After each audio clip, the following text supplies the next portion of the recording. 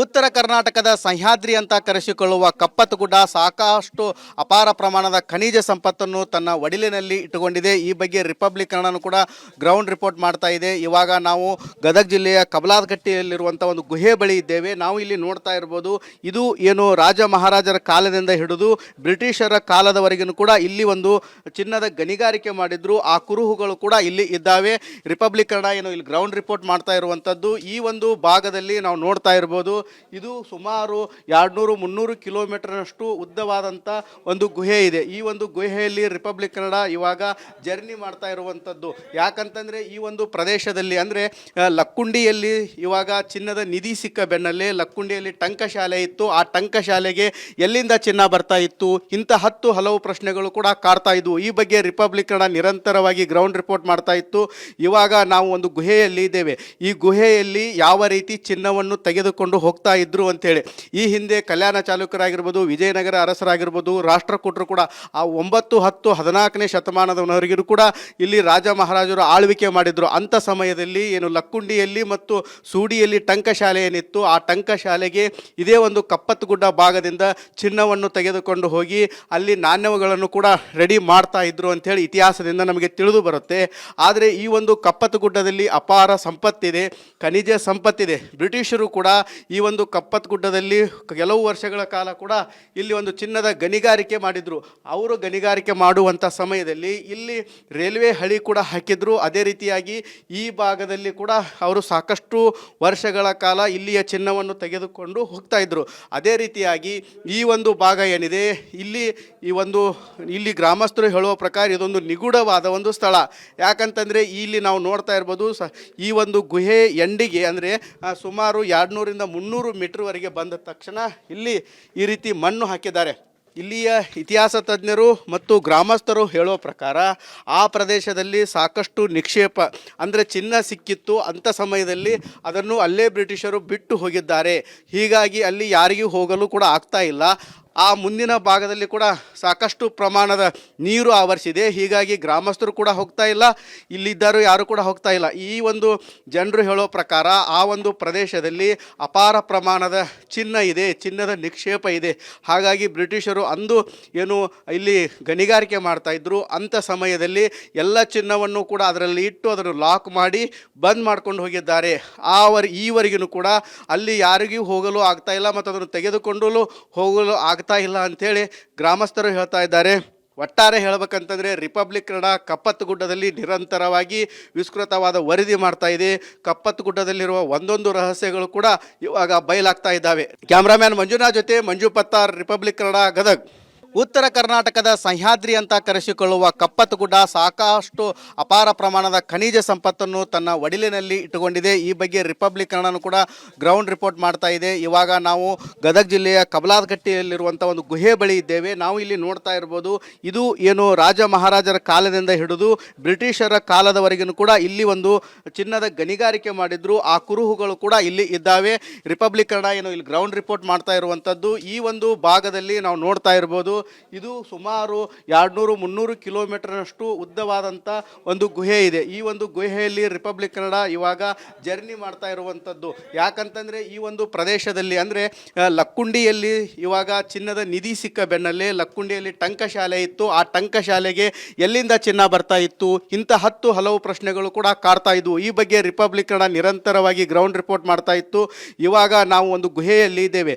ಈ ಗುಹೆಯಲ್ಲಿ ಯಾವ ರೀತಿ ಚಿನ್ನವನ್ನು ತೆಗೆದುಕೊಂಡು ಹೋಗ್ತಾ ಇದ್ರು ಅಂಥೇಳಿ ಈ ಹಿಂದೆ ಕಲ್ಯಾಣ ಚಾಲುಕ್ಯರಾಗಿರ್ಬೋದು, ವಿಜಯನಗರ ಅರಸರಾಗಿರ್ಬೋದು, ರಾಷ್ಟ್ರಕೂಟರು ಕೂಡ ಆ 9, 10, 14ನೇ ಶತಮಾನದವರೆಗೂ ಕೂಡ ಇಲ್ಲಿ ರಾಜ ಮಹಾರಾಜರು ಆಳ್ವಿಕೆ ಮಾಡಿದ್ರು. ಅಂಥ ಸಮಯದಲ್ಲಿ ಏನು ಲಕ್ಕುಂಡಿಯಲ್ಲಿ ಮತ್ತು ಸೂಡಿಯಲ್ಲಿ ಟಂಕಶಾಲೆ ಏನಿತ್ತು, ಆ ಟಂಕಶಾಲೆಗೆ ಇದೇ ಒಂದು ಕಪ್ಪತ್ತಗುಡ್ಡ ಭಾಗದಿಂದ ಚಿನ್ನವನ್ನು ತೆಗೆದುಕೊಂಡು ಹೋಗಿ ಅಲ್ಲಿ ನಾಣ್ಯಗಳನ್ನು ಕೂಡ ರೆಡಿ ಮಾಡ್ತಾ ಇದ್ರು ಅಂಥೇಳಿ ಇತಿಹಾಸದಿಂದ ನಮಗೆ ತಿಳಿದು ಬರುತ್ತೆ.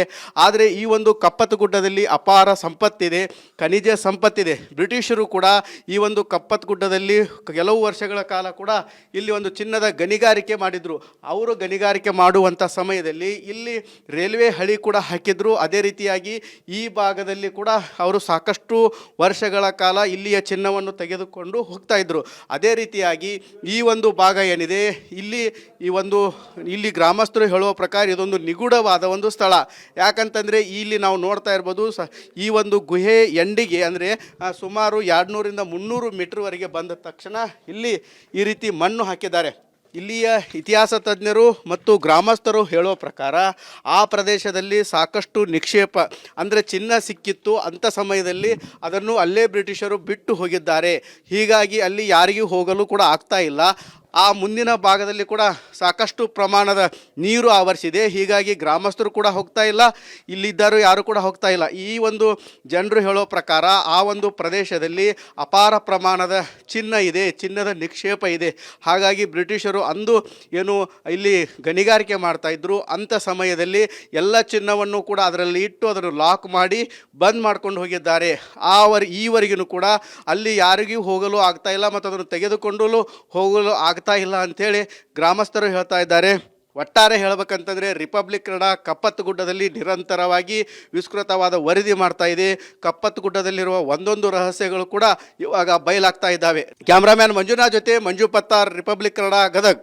ಉತ್ತರ ಕರ್ನಾಟಕದ ಸಹ್ಯಾದ್ರಿ ಅಂತ ಕರೆಸಿಕೊಳ್ಳುವ ಕಪ್ಪತ್ತಗುಡ್ಡ ಸಾಕಷ್ಟು ಅಪಾರ ಪ್ರಮಾಣದ ಖನಿಜ ಸಂಪತ್ತನ್ನು ತನ್ನ ಒಡಿಲಿನಲ್ಲಿ ಇಟ್ಟುಕೊಂಡಿದೆ. ಈ ಬಗ್ಗೆ ರಿಪಬ್ಲಿಕ್ ಕನ್ನಡನೂ ಕೂಡ ಗ್ರೌಂಡ್ ರಿಪೋರ್ಟ್ ಮಾಡ್ತಾ ಇದೆ. ಇವಾಗ ನಾವು ಗದಗ ಜಿಲ್ಲೆಯ ಕಬಲಾದಕಟ್ಟೆಯಲ್ಲಿರುವಂಥ ಒಂದು ಗುಹೆ ಬಳಿ ಇದ್ದೇವೆ. ನಾವು ಇಲ್ಲಿ ನೋಡ್ತಾ ಇರ್ಬೋದು, ಇದು ಏನು ರಾಜ ಮಹಾರಾಜರ ಕಾಲದಿಂದ ಹಿಡಿದು ಬ್ರಿಟಿಷರ ಕಾಲದವರೆಗೂ ಕೂಡ ಇಲ್ಲಿ ಒಂದು ಚಿನ್ನದ ಗಣಿಗಾರಿಕೆ ಮಾಡಿದ್ರು. ಆ ಕುರುಹುಗಳು ಕೂಡ ಇಲ್ಲಿ ಇದ್ದಾವೆ.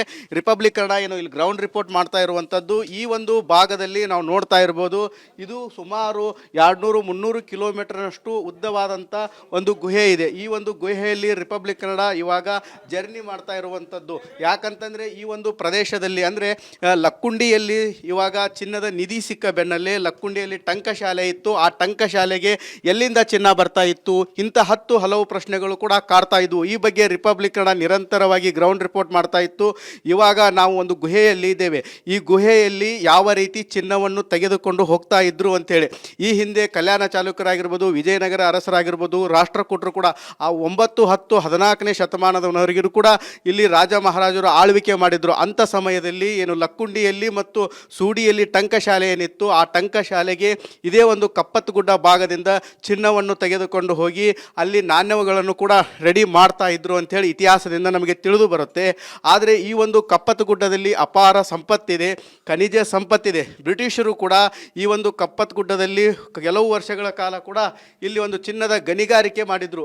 ಅವರು ಗಣಿಗಾರಿಕೆ ಮಾಡುವಂಥ ಸಮಯದಲ್ಲಿ ಇಲ್ಲಿ ರೈಲ್ವೆ ಹಳಿ ಕೂಡ ಹಾಕಿದ್ರು. ಅದೇ ರೀತಿಯಾಗಿ ಈ ಭಾಗದಲ್ಲಿ ಕೂಡ ಅವರು ಸಾಕಷ್ಟು ವರ್ಷಗಳ ಕಾಲ ಇಲ್ಲಿಯ ಚಿನ್ನವನ್ನು ತೆಗೆದುಕೊಂಡು ಹೋಗ್ತಾ ಇದ್ರು. ಅದೇ ರೀತಿಯಾಗಿ ಈ ಒಂದು ಭಾಗ ಏನಿದೆ ಇಲ್ಲಿ ಗ್ರಾಮಸ್ಥರು ಹೇಳುವ ಪ್ರಕಾರ ಇದೊಂದು ನಿಗೂಢವಾದ ಒಂದು ಸ್ಥಳ. ಯಾಕಂತಂದರೆ ಇಲ್ಲಿ ನಾವು ನೋಡ್ತಾ ಇರ್ಬೋದು, ಈ ಒಂದು ಗುಹೆ ಎಂಡಿಗೆ ಅಂದರೆ ಸುಮಾರು 200ರಿಂದ 300 ಮೀಟರ್ವರೆಗೆ ಬಂದ ತಕ್ಷಣ ಇಲ್ಲಿ ಈ ರೀತಿ ಮಣ್ಣು ಹಾಕಿದ್ದಾರೆ. ಇಲ್ಲಿಯ ಇತಿಹಾಸ ತಜ್ಞರು ಮತ್ತು ಗ್ರಾಮಸ್ಥರು ಹೇಳೋ ಪ್ರಕಾರ ಆ ಪ್ರದೇಶದಲ್ಲಿ ಸಾಕಷ್ಟು ನಿಕ್ಷೇಪ ಅಂದರೆ ಚಿನ್ನ ಸಿಕ್ಕಿತ್ತು. ಅಂಥ ಸಮಯದಲ್ಲಿ ಅದನ್ನು ಅಲ್ಲೇ ಬ್ರಿಟಿಷರು ಬಿಟ್ಟು ಹೋಗಿದ್ದಾರೆ.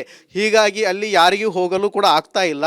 ಆ ಮುಂದಿನ ಭಾಗದಲ್ಲಿ ಕೂಡ ಸಾಕಷ್ಟು ಪ್ರಮಾಣದ ನೀರು ಆವರಿಸಿದೆ. ಹೀಗಾಗಿ ಗ್ರಾಮಸ್ಥರು ಕೂಡ ಹೋಗ್ತಾ ಇಲ್ಲ, ಇಲ್ಲಿದ್ದರೂ ಯಾರು ಕೂಡ ಹೋಗ್ತಾ ಇಲ್ಲ. ಈ ಒಂದು ಜನರು ಹೇಳೋ ಪ್ರಕಾರ ಆ ಒಂದು ಪ್ರದೇಶದಲ್ಲಿ ಅಪಾರ ಪ್ರಮಾಣದ ಚಿನ್ನ ಇದೆ, ಚಿನ್ನದ ನಿಕ್ಷೇಪ ಇದೆ.